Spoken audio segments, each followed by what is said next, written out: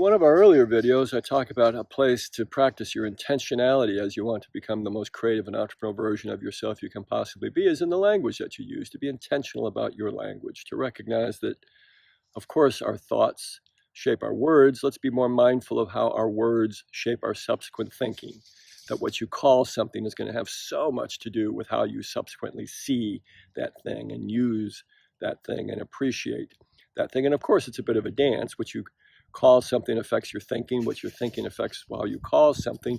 So it's a great place to step in with your intentionality, to determine that you're going to be intentional and use more generative language, more generous language, more empathetic language, more open-ended language, more inviting and appreciative language, not only for your own benefit, to help your own creative qualities come to the surface, but for the folks that you're in conversation with, that use language that invites them to bring their creative qualities. We speak 16,000 words a day.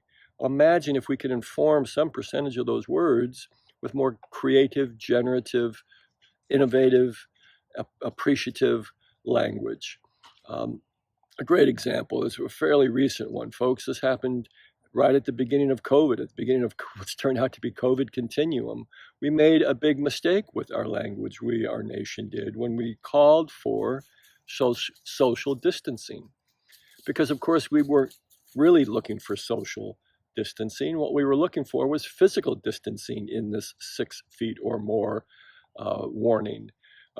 We didn't label it what it was. We were asking for physical distancing. We labeled it social distancing. Of course, there's confusion. But even worse, perhaps even worse, we then locked up the word social at a time where we really needed it, because we should have been out there saying, hey, folks, at a time of physical distancing, don't we appreciate that it's all the more valuable to have social cohesion? At a time of physical distancing, what we want is social closeness, social unity. But we couldn't say that because we had used the word social so poorly here in this instance, so inaccurately here in this instance, and we cut ourselves off at the pass. So take just a second, try to find a way to craft your language so that we invite more, not restrict.